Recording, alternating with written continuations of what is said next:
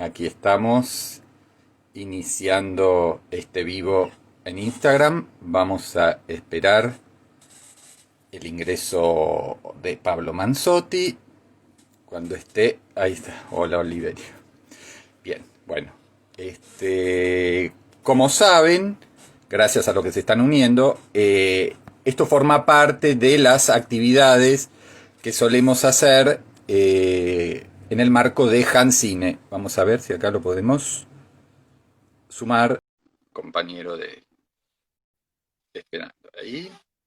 Les decía, como parte del séptimo Hancine, el Festival de Cine Coreano, Ahí que está. está realizando online, de manera online en Cinear. Hola Pablo, ¿cómo estás?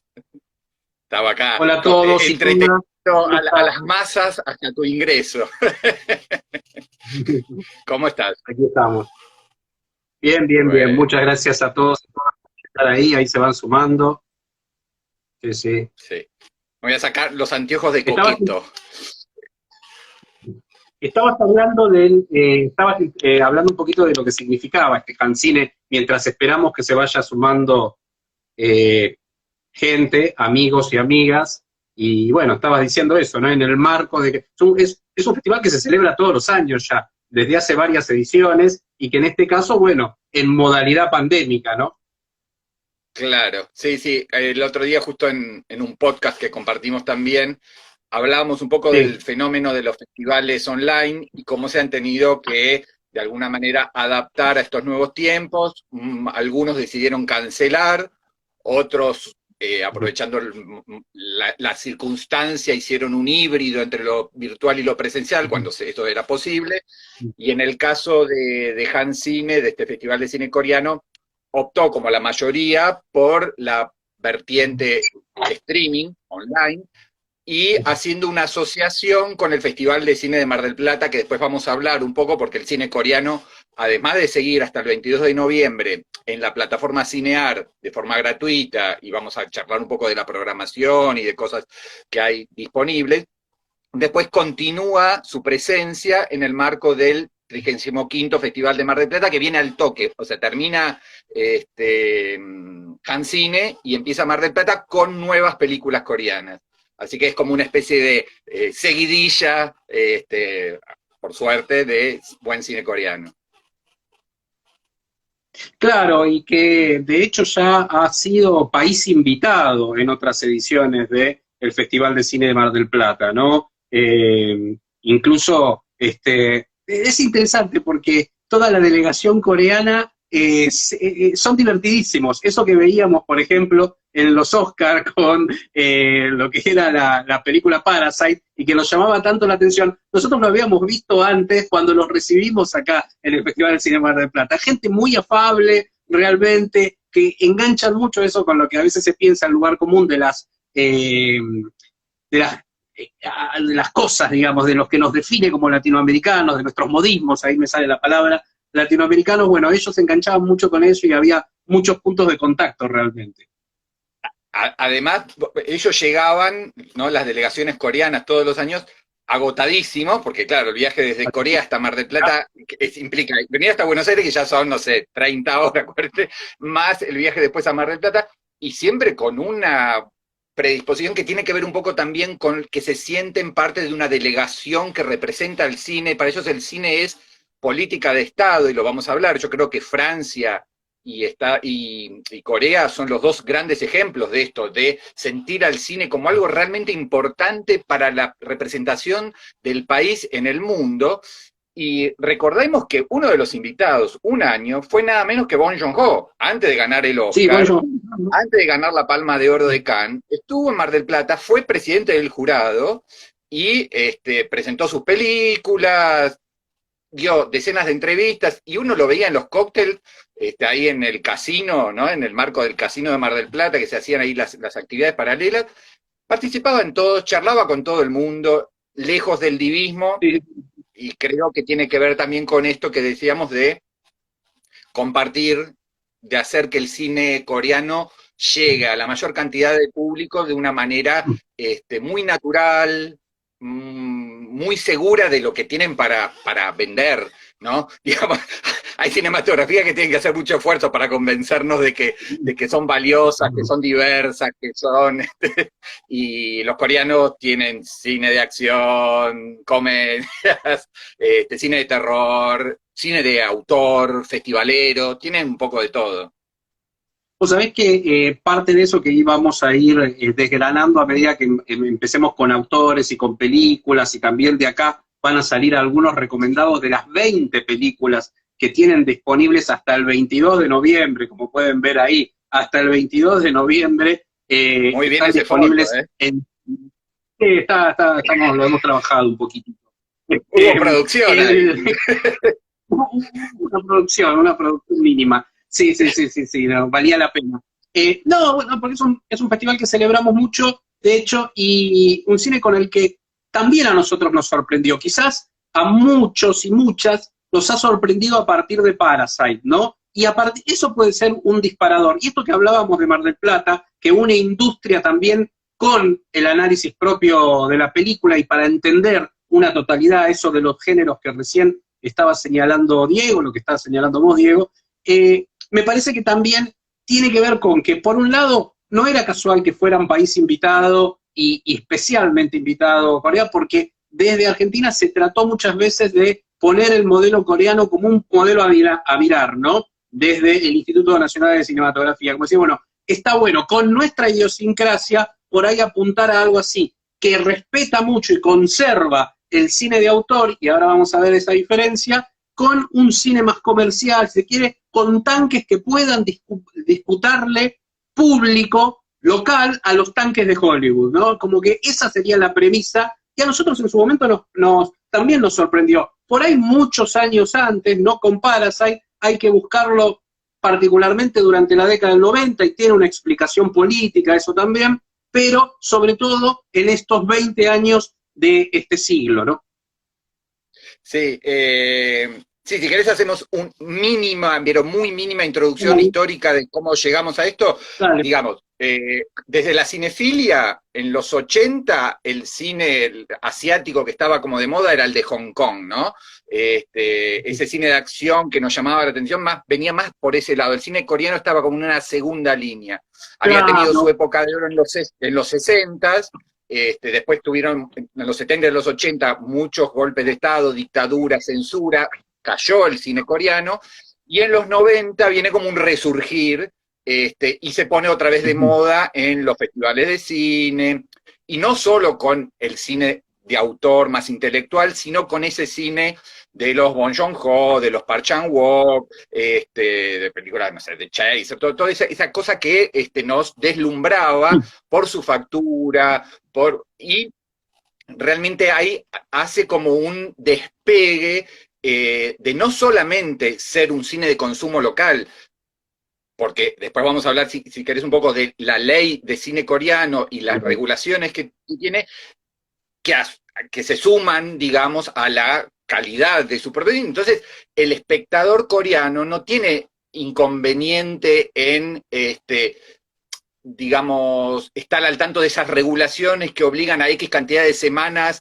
en los cines de películas coreanas, porque las espera, las ama, sigue a sus estrellas, hay todo un star system, le encanta el cine de género, le encantan las comedias, le encantan los melodramas, y entonces las espera, y el cine coreano está teniendo ya desde hace por lo menos 20 o 30 años una cuota de mercado propia por arriba del 50%. Yo me reía porque el año pasado tuvo solo el 51% del market share, ¿no? Yo soy muy fanático de los números, pero a veces sirven para entender. Y estaban preocupados porque habían logrado solo el 51%. Era muy baja para ellos. Te interrumpo un segundo para hacer la cronología que estás haciendo, vamos a ir tratando de decirle a las personas que se van sumando, de ir metiendo dentro de las cronologías las cosas que nos van diciendo ahí. Y mientras vos estabas desarrollando esto muy bien y ahora seguís, leo que, pues yo le puedo prestar atención mientras vos estabas hablando, Mónica Cara, creo que es, que dice, Kim Ki-duk, dice, bueno, precisamente, Kim Ki-duk fue como un precursor, ¿no?, antes de esta explosión a la que nos estamos refiriendo ahora del cine coreano. Fue un preludio Kim Ki-duk. Sí, diría que dentro de la vertiente más de películas de autor, de festival. Yo Claro, no diría que es un precursor porque, por ejemplo, un Lee Chang-dong, que es otro director previo a Hong Sang-soo o previo, obviamente, claro, a Bong Joon-ho, ya venían, digamos, llamando mucho la atención en los festivales. Me acuerdo de los primeros Bafisis, ¿no? El Festival de claro. Buenos Aires, cuando llegaban esas primeras películas de Lee Chang-dong, eran como un descubrimiento muy impresionante. Y de alguna manera son herederos de ese cine de los 60, ¿no? Sí, claro. Que incluso fueron retomados, porque, no sé, Handmaiden, clásico de los 60, en el 2010 se hace una remake, o sea que son los mismos directores de ahora que vuelven a ese cine, a esos autores de los 60, hablábamos de esa primera época de oro, y hoy vuelven a hacer versiones de esas películas tan provocadoras. Pero sí, digamos que lo que más se exporta a nivel de cine comercial coreano es el cine de género, ¿no? Invasión Zombie, que fue un boom mundial, incluso en la Argentina arrasó en los Sí, cines, sí.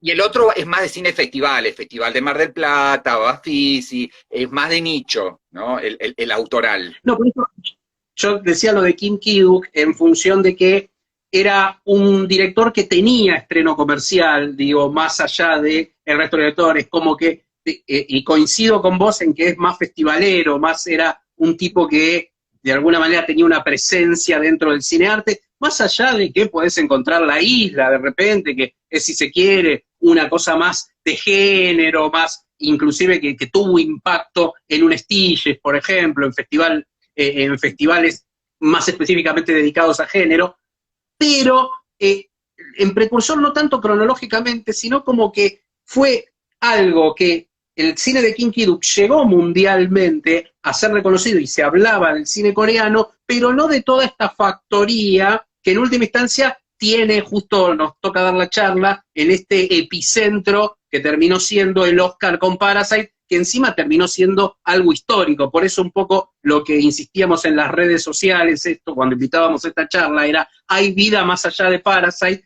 y precisamente la vida la demuestra este Han Cine que te da 20 posibilidades. Ahí señalaban un par de películas, bueno, hablaban de Lady Vengeance, que es la simpatía por la señora Venganza, creo que fue el título Claro, es la en trilogía de la castellano, venganza de Park. y la Sí, trilogía de los Bajante de Park Chan-wook, que termina con All Boy, en definitiva, ¿no? Bueno, sí, esas películas realmente fueron muy interesantes. Sí, sí, digo no, que para cerrar la idea que vos planteabas, creo que sí, Kim ahí, Ki-duk fue de alguna manera precursor o previo al boom general. El tipo ganaba premios en festivales, llegaba a las pantallas comerciales argentinas, se estrenaron 4 o claro, 5 películas de él, después se dejaron porque él de alguna manera cayó en la consideración y cinéfila y bajó pasó a ser una especie de porque aparecieron de de outsider, golpe los Park Chan-wook,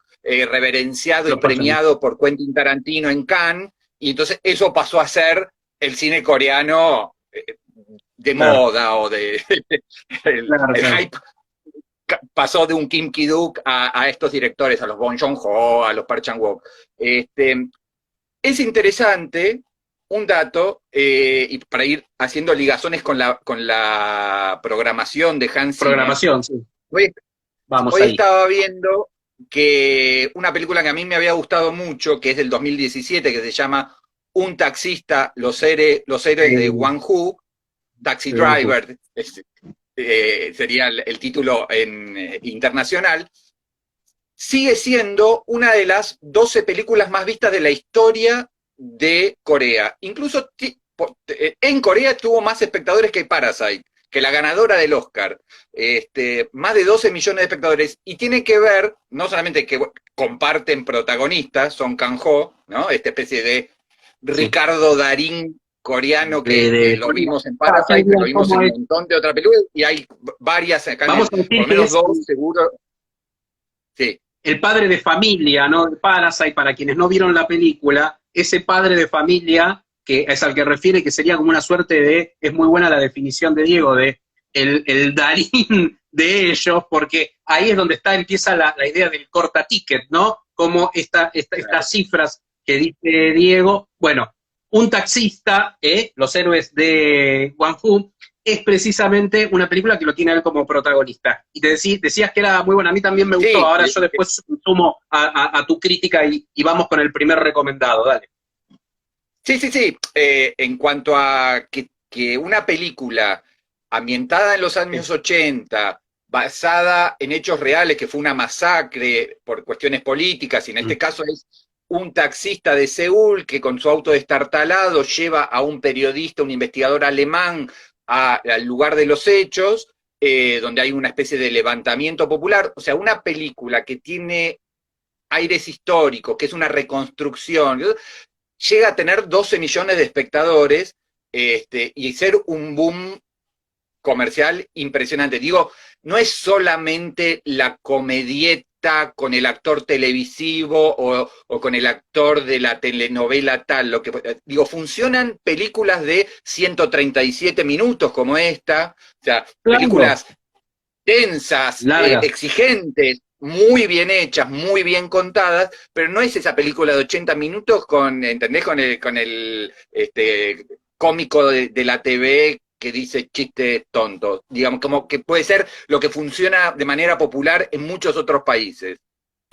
Vos sabés que acá como para ubicarlos, la película que termina registrando una de las grandes masacres históricas que hubo en Corea en ese sentido, inclusive, bueno, es interesante porque está Thomas Kretschmann, que es un actor alemán que lo vieron en el cine de Hollywood varias veces, que es quien hace de este periodista, periodista alemán que va a hacer esa cobertura y que en última instancia lo que pide es a este taxista que renegaba mucho contra la sociedad en la que vivía. Eso es lo interesante, porque la película arranca como una comedia, y ahí están los dotes de este gran actor que es Kang Ho-sung, o Kang-ho, si ustedes prefieren. Vieron que en Corea se pueden decir de diferente manera los nombres. Y que perdonen la pronunciación, ¿no? Porque van a estar los puristas que van a decir, no se pronuncia Bong Joon-ho, Bong Joon-ho. Bueno, es así, perdonen, pues lo castellanizamos todo, ¿no? Sí. Bueno, ahí, obviamente, desde ya, y la idea es que vayan a ver la película ahí a Cinear, si es que no la vieron, o verla de nuevo, pero es interesante porque este actor, ahí pueden ver una faceta muy, muy bien trabajada, que es la de comedia por un lado, porque arranca como una comedia, y después cómo va haciendo una suerte de periplo el personaje, ¿no? De un trabajo interno y externo, e incluso uno sentirse en cuestiones reconocibles al principio. Por ejemplo, es el típico taxista que decís, bueno, hay cuestiones ya que son universales, ¿no? Que se está quejando de las marchas estudiantiles al principio. Es muy gracioso encontrarlo. Entonces, bueno, digo, para ver también a un señor actor cómo hace un trabajo muy interesante desde el punto de vista del registro del personaje, bueno, ahí vamos con uno de los primeros, y yo aprovecho para meter ahí, en términos de reconstrucción de época, hay una épica que va a mediados del siglo pasado, que es Assassination, que es una película que trabaja toda esta idea de la disputa entre Corea y Japón en su momento, la idea de matar a un emisario, y es notable, sin adelantarles demasiado la trama, también es una película de más de 2 horas, esa es para ver el registro de producción, o sea, en términos, pero no arbitrarios, de la plata gastada en esa película, o sea, lo que hay de reconstrucción de época, de fotografía. Hay un momento en el cual hay hasta un juego, un homenaje implícito al cine clásico, porque se ve un viejo cine de mediados de los 40 y de los 50, con una suerte de proyección tipo sucesos argentinos, pero en Corea, ¿vieron? Donde iba registrando la situación de tensión bélica entre Corea y Japón. Bueno, realmente es interesantísima esa película desde el punto de vista de la puesta en escena, de los recursos de producción, para entender también esto que decía Diego al principio, de lo que es la industria del cine coreano en términos de género. Y ahí alguien nos estaba preguntando el tema de las series de televisión, que no es el tema de esta charla, las series coreanas, porque nos estamos abocando a trabajar la idea del cine y la progresión del cine y de Han Cinema, pero es verdad que las series de Corea, y hay varias plataformas que las tienen disponibles, que están como evolucionando también a esta suerte de lugar de Peak TV, digamos, que tenemos también con las series de Hollywood. Bueno, las series de Corea, los melodramas y el gusto por el melodrama, lo que sería nuestra telenovela, es algo a destacar en este momento de la historia audiovisual coreana. Sí, y si uno ampliase más, que no es justamente el eje o el objetivo de esta charla, el fenómeno del K-pop es universal, con lo cual te está hablando de la capacidad, digo, más allá de después si te gusta, no vamos a pelearnos con los seguidores de BTS ni nada, está hablando de un nivel de producción y una capacidad de internacionalización de sus contenidos muy impresionante, y no es solo marketing, hay algo detrás. Es evidente que aún con las distancias idiomáticas, se supone que el inglés lo conoce lo habla o lo entiende un montón de gente, el coreano no, y sin embargo las telenovelas coreanas, el cine coreano, el pop coreano han invadido el mundo. Volvamos al cine y a Hancine. Esto que vos hablabas cuando cerrabas la idea de un taxista, la mutación de géneros dentro de una misma película es algo muy impresionante, muy y muy particular del cine coreano. No digo que no pase en otros lados, pero es como que uno ve un melodrama alemán y es un melodrama, o ve una comedia francesa y es una comedia. Ahora, una película coreana puede empezar como comedia, mutar hacia el terror y terminar siendo un thriller, y todo con una elegancia y con una fluidez increíbles. Y eso me parece que es un rasgo distintivo de estos directores que dominan los géneros con una vitalidad y una capacidad de sorpresa que no es habitual en el resto del mundo.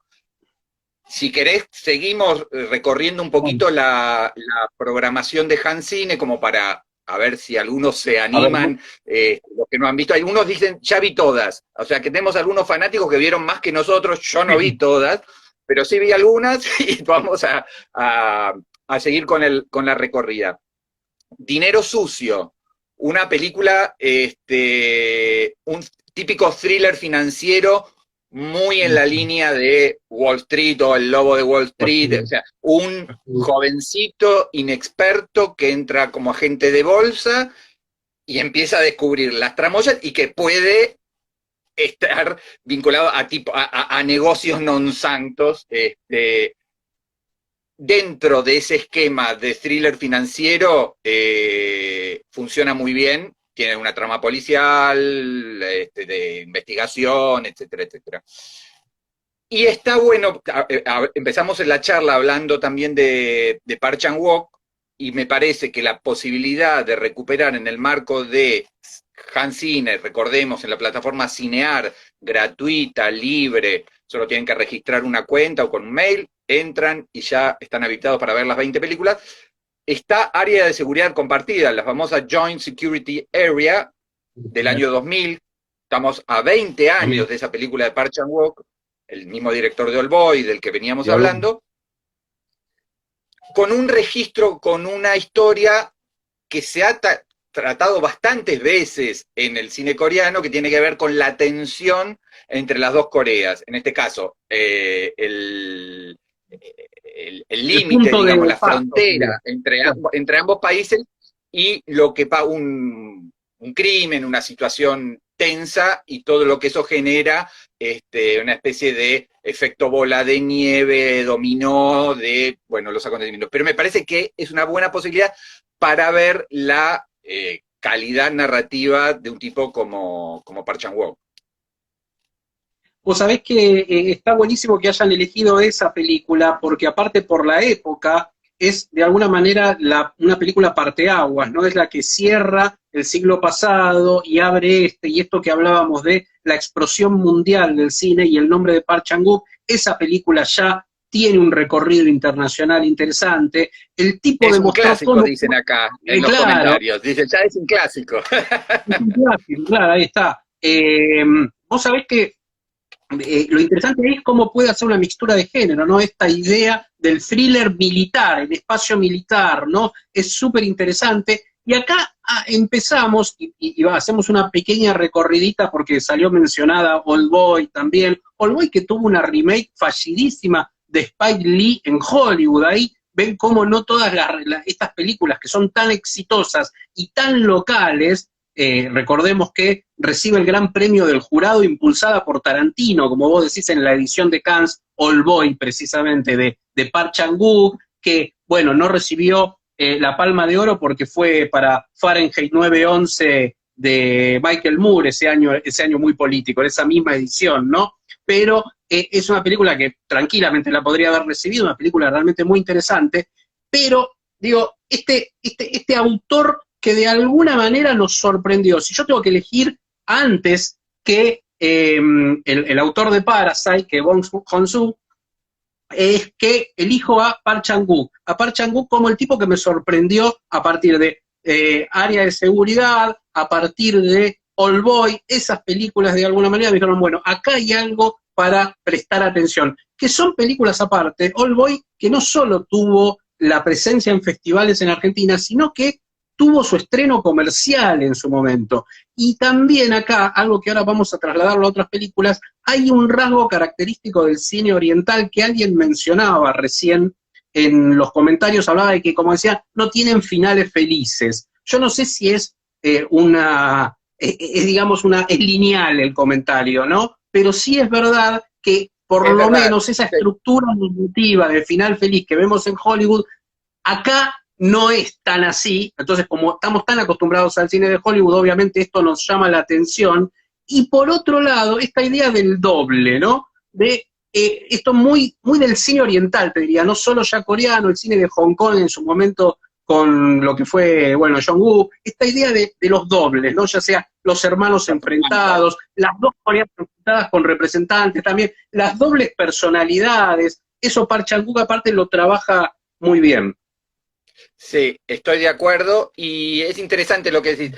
Yo creo que el cine coreano dialoga con el de Hollywood, o con el occidental y con los géneros clásicos, pero con una mirada mucho más negra, más desesperanzada, más crítica, no porque no haya cineastas o autores en Estados Unidos que tengan esa mirada crítica hacia su propia sociedad, pero en el cine coreano es marcado esto que vos decís, hay mucha violencia extrema, narrada en general con unas coreografías Sí, increíbles, impresionante. pero la mirada hacia la sociedad es muy dura y creo que tiene que ver también, más allá de la euforia de la Corea capitalista, emprendedora, líder en tecnología, exportadora, o sea, Corea se transformó en las últimas décadas en una potencia mundial,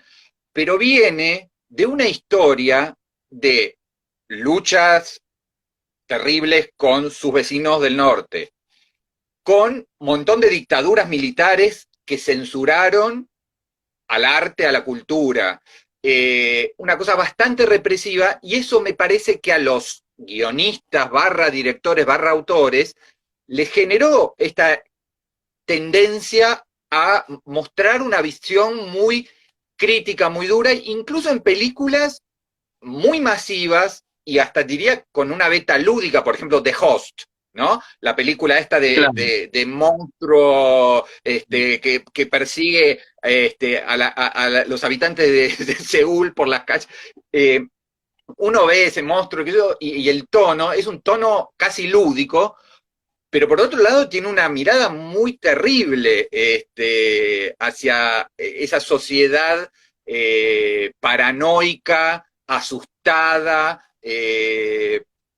bueno, en este caso por esta presencia sobrenatural, pero que tiene que ver, es una alegoría de lo que después el tipo termina contando en Parasite o en otras películas. O sea, es muy, muy agria, muy amarga, muy oscura la mirada de la mayoría de los directores coreanos. Y The Host, fíjate que el recorrido que hace para entender también la presencia del cine coreano desde hace tantas décadas, no solo con un director consagrado como Sung Bong-ho, es que estuvo en Bafisi, se presentó, tuvo estreno comercial por el éxito que significó en Bafisi y el recorrido mundial que hizo, y es una de las pocas películas que tuvo edición local en DVD, o sea, que fue editada en DVD, edición argentina de Host, también una película con infinidad de capas de lecturas y que respeta esta lógica que nos están comentando acá nuestros seguidores en esta charla, que, bueno, la señalaban esta idea de el final feliz hollywoodense que no teníamos. Alguien señalaba ahí la película El lector de rostros, que está, o sea, la recomendamos, ahí entra otra, la recomendamos, recordemos que ya tenemos Taxi Driver, que fue la primera que hablamos, un taxista en realidad, Taxi Driver es el título que le pusieron en Estados Unidos, los series de Juan Hu. Después tenemos Assassination. También protagonizada por Song Kang-ho. Sí. Song Kang-ho es el protagonista. Claro. No, y es que está buenísimo ahí porque ahí sucede lo mismo. Sí, decime, que ya lo que... No, decía que ya lo llamamos así, el Ricardo Darín coreano. Sí, habíamos también Dinero Sucio.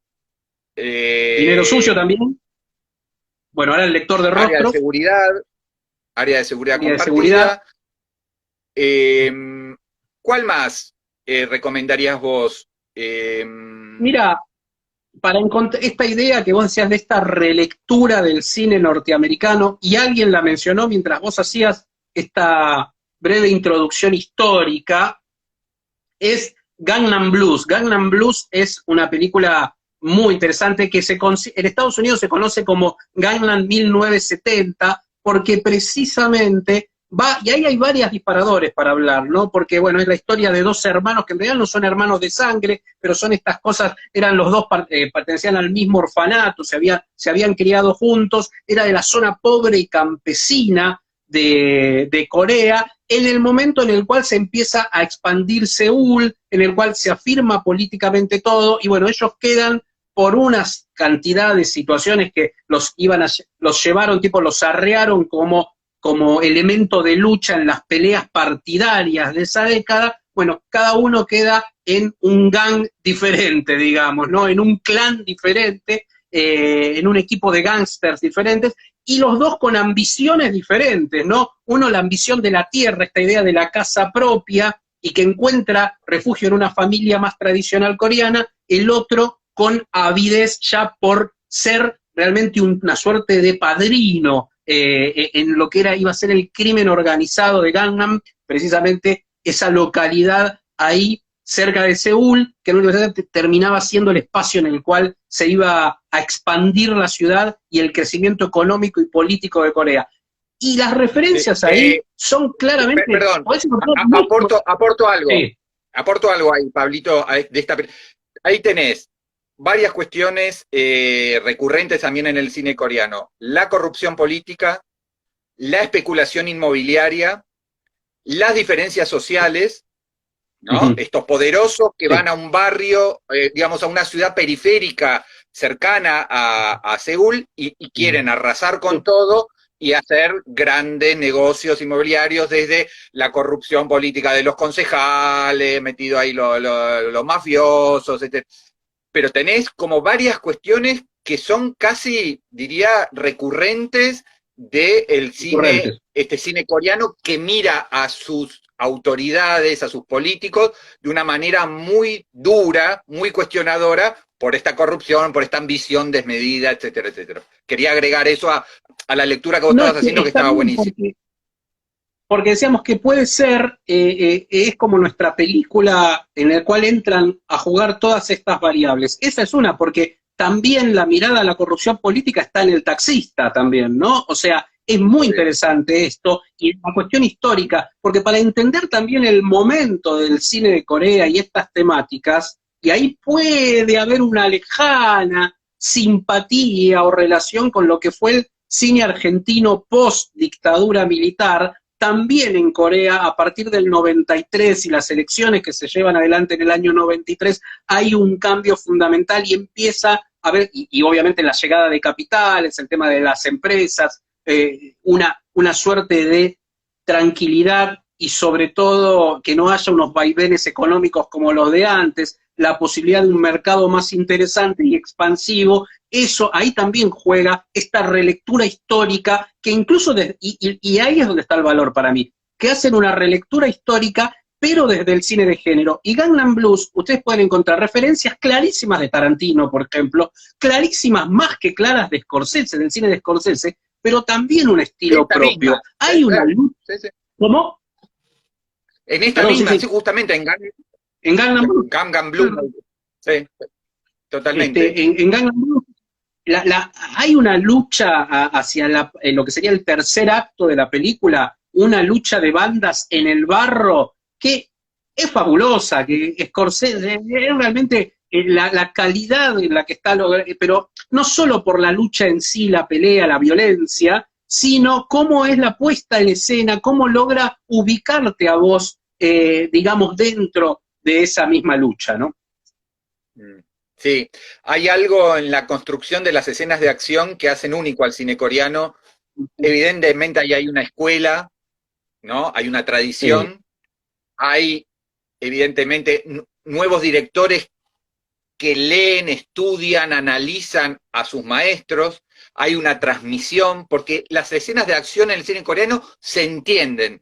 Y cuando digo se entienden, es que en muchos exacto, cines de acción del mundo es una especie de editado de, así, ¿no? claro. Hiperkinético, videoclipero de muchos planos y creen que con eso te dan vértigo y cosas.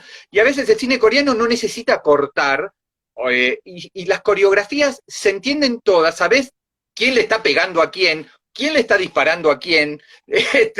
¿Qué banda es una bien y qué es otra? En esta película, por ejemplo, cuando en hay momentos que se agarran con una especie de gimnasio, no sé qué, y se dan con todo, y vos entendés lo que está pasando y quién es quién. Exacto. Bueno, digo, algo que parece el ABC del cine de género, no es tan así, porque te ves otras películas de otros orígenes y decís, ¿qué es esta confusión? A mí me están, esto es, puro efectismo.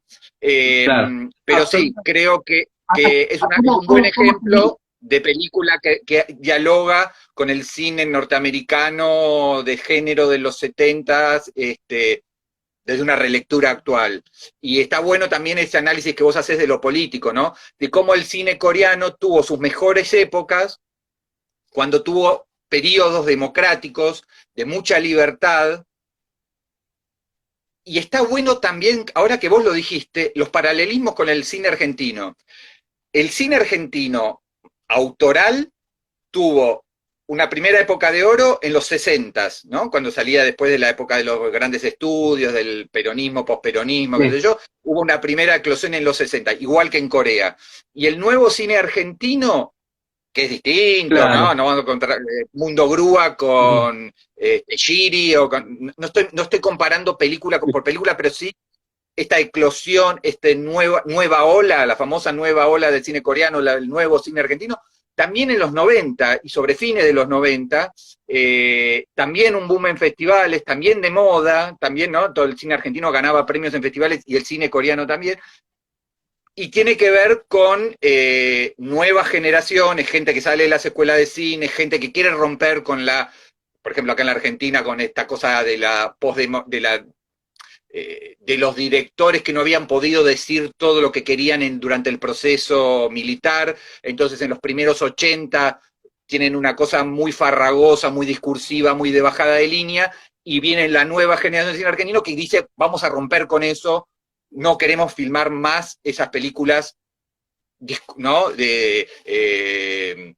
que tenemos que decir que nos censuraron, que fue terrible, que era necesario hacerlo después del 83. Pero bueno, y me parece que el cine coreano encontró también, cuando alcanza la democracia, la libertad, el éxito comercial, la sociedad opulenta y qué sé yo, la posibilidad de empezar a decir un montón de cosas, no solo a través del cine de autor, sino de estas películas comerciales, masivas, etcétera, de 2 horas y media, en la cual pueden, como decíamos, vincular y mezclar y mixturar todo tipo de géneros sin ningún tipo de prejuicio, condicionamiento, y con una libertad creativa fascinante.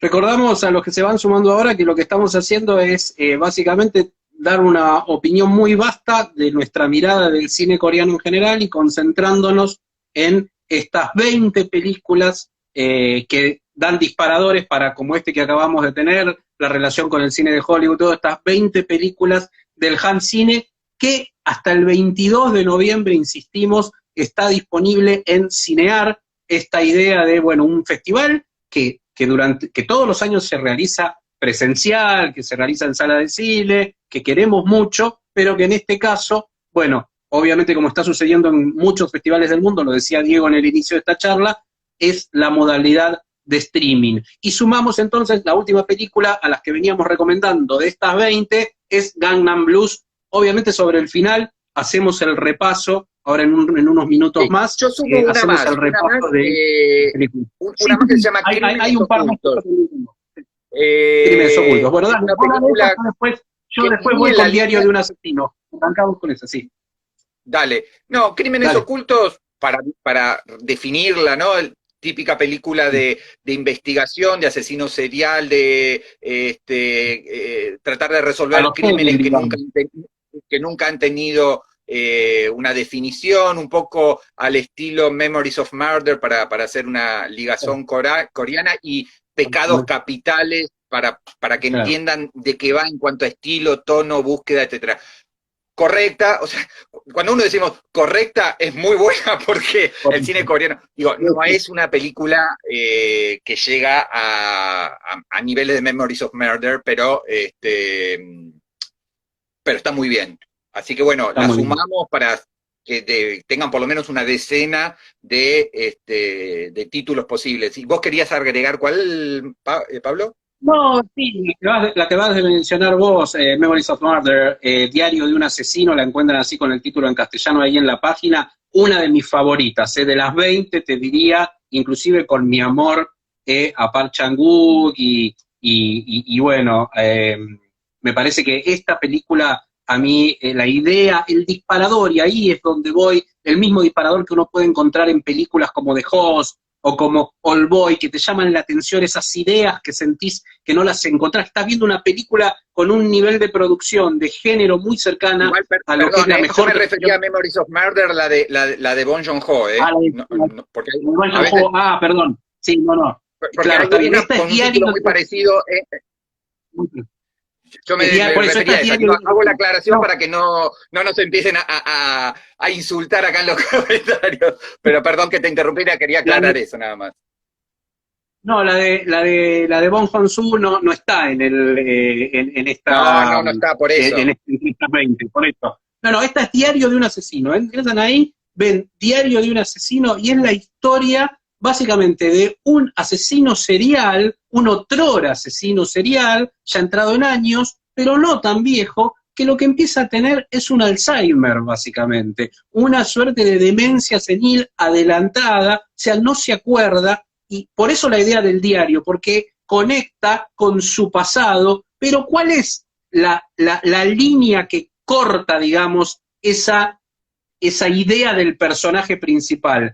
Que el tipo ya tiene una familia, tiene una hija que cuida mucho, y ahí entra entonces el problema. Está en una ciudad donde aparecen nuevamente asesinos seriales, una cantidad de asesinatos seriales, y él empieza a temer por esa persona que es su familia y que protege tanto, y él dice, no, esta idea del asesino serial yo la conozco, y también va relatando como su pasado, y se entiende el por qué él es asesino serial. La verdad, una película de una complejidad, de una lectura, pero no deja de ser una película de género también, ¿no? Realmente es también, acá alguien estaba citando, Mónica Sara, que viene haciendo varias intervenciones, dice, el final me dejó boquiabierta. Sí, tiene uno de esos finales precisamente a lo Old Boy, ¿no? Un final realmente que te impacta y que de alguna manera también es circular, vamos a decirlo así sin adelantar nada, en la película. Así que bueno, también sumamos esta entonces,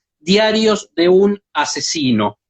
Diario de un Asesino. Bien, y voy a hacer un link con algo que va a pasar posteriormente a Han Cine, pero como están asociados el Festival de Mar del Plata con Hancine, no se van a enojar nuestros amigos de Hancine. Cuando termina el Festival de Mar del Plata, perdón, el Festival de Cine Coreano en Cinear, viene el Festival de Mar del Plata bueno, la plataforma va a ser dentro del sitio oficial del festival, justamente de Mar del Plata, va a haber una plataforma de streaming, también gratuita, ahí va a haber con cupos, con lo cual les recomiendo que a las 10 de la mañana, que es cuando se abren los cupos, estén ahí preparados para hacer play. ¿Por qué? Porque Mar del Plata programó varias películas coreanas recientes de este año, una en competencia internacional que se llama Moving On, una ópera prima muy buena que había ganado el Festival de Busan, que es como el Bafisi, uno de los festivales más importantes de Corea hace poquitos meses, y es interesante, bueno, ver ese cine que mucho más minimalista, más intimista, más de familias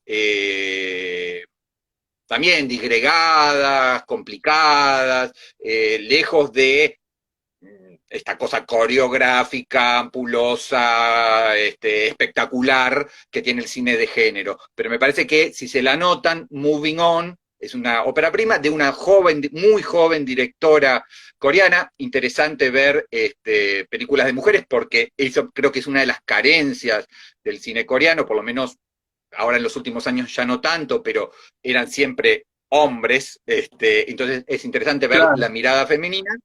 Y también dentro de la programación de Mar del Plata, este 35º Festival de Mar del Plata, está lo nuevo de Hong Sang-soo. Lo nuevo de Hong Sang-soo es un tipo que hace 1 o 2 películas por año, pero por ahora, porque no pudo estrenar nada más después de la pandemia, es la película que él estrenó y que fue premiada en la Berlinale en febrero.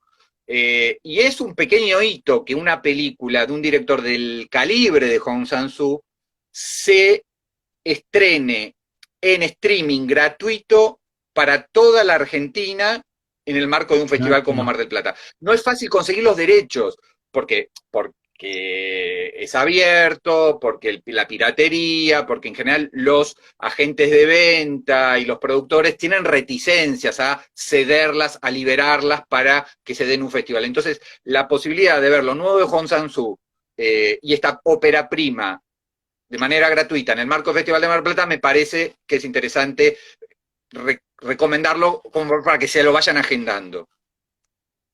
Ahí es muy, muy celebrado entre los seguidores y las seguidoras el dato que acabas de dar, y la verdad que sí, que es importante. Y mucho también celebraron, mientras hablábamos de la plataforma y esta idea del festival, que nosotros queremos mucho, insisto, y que es un festival que año a año nos gusta cuando llega esta época que tiene lugar, el Festival Hancine. Cuando hablábamos de la idea del streaming y la posibilidad este año y necesidad del festival en streaming y de los festivales en streaming, había mucha gente del interior que también celebraba mucho esta idea, decía mejor para nosotros, mejor para el interior, mejor para los que no nos podemos trasladar, y sí, la verdad que esa es una de las ventajas de esto, ¿no? Siempre decimos que cine en el cine, eso hay que mantenerlo, la idea nostálgica del cine en el cine, ya parece nostálgica, mirá, la idea del cine en el cine, pero obviamente no nos vamos a negar a esto, ¿no? Precisamente, incluso lo estamos difundiendo. Participemos todos, las ventajas del streaming y de la tecnología hoy nos permiten esto. Insisto, ahora vamos a hacer el repaso de las películas que mencionamos para que las tengan en cuenta. Pueden entrar en Cinear. La app de Cinear anda bárbaro, porque aparte la app de Cinear tiene el sistema para que pueden conectarla con el iconito en Google Chromecast, por ejemplo. En el Chromecast, si ustedes tienen un televisor con Chromecast, enganchan ahí directamente y la pueden ver en el televisor reproduciendo desde el celular como cualquiera de las otras plataformas, y ahí se dan una panzada de cine coreano hasta el 22 de noviembre. Y Yo recomiendo una Sí, más es otra de mínima, las pero muy ventajas, rápida ¿no? también. Digo, como vos Sí, decías, perdóname. streaming, por supuesto, nosotros somos defensores del cine en el cine porque venimos Sí, de otra generación, pero digo, las posibilidades en este caso, y no estaría mal pensarlo a futuro como un híbrido, que haya algunas proyecciones claro. en sala para los que quieran y vivan en Buenos Aires, y se pueda mantener quizás esta segunda vertiente del online, del streaming, para que gente del interior que no suele acceder a este tipo de producciones, salvo pirateándolas, las pueda ver en estas condiciones. Y es muy interesante también lo que decías de que esta muy hermosa sociedad entre Corea y Argentina, que lo empezábamos hablando en el marco del Festival de Mar del Plata, que sea en una plataforma de cine argentino, en principio, De como es Argentina, Cinear, ¿no? claro. Que está pensada para estrenos argentinos, le dé cabida, les preste la casa a el cine coreano, y que se vea bien. Yo las películas que vi en streaming las pude ver sin cortes, no sé, bueno, eso dependerá también de las conexiones o del flujo, del tráfico que pueda haber en determinado horario, pero celebramos, junto con la gente que está presente, que nos dice del interior, que está pudiendo ver, y también celebro que Sí. dure una buena cantidad de tiempo, porque en general estas cosas son 3 días, 5 días, una semana como mucho, y en este caso, por suerte, ha sido, no sé, sigue hasta el 22, con lo cual todavía quedan 10 días y ya empezó hace bastante. Así que, ¿querés despedirnos con un repaso, entonces, título por título de nuestras recomendaciones? Sí, ahí vamos. Cito acá que Anabel, mientras vos hablabas, bueno, también todos están celebrando esta idea que vos estás tirando de lograr, y creo que vamos a eso igual, creo que vamos, no creo que tengamos que insistir mucho por esto de un híbrido, dicen, entre estreno presencial, digamos, y estreno en streaming. Yo creo que vamos, y no solo este festival, creo que va a haber varios festivales que van a ir por ese lado y es bienvenido eso, es bienvenido, es una de las cosas positivas que puede salir de este periodo. Vamos entonces a eso. Yo quería cerrar, y con esto arranco, hay una animación que se llama Un perro valiente, que es la posibilidad de ver una animación coreana, o sea que quienes también en este periodo tengan los chicos en casa, ahí se pueden acercar. No deja de ser la idea del clan de perros y el perro outsider que se une a un clan, pero como marca distintiva. Obviamente acá la competencia es más complicada con Hollywood, ¿no? Por el tema del desarrollo que tienen tecnológico y todo, pero lo distintivo, vean los fondos, prestenle atención a los fondos. Realmente son bellísimos los fondos en los cuales los personajes se manejan.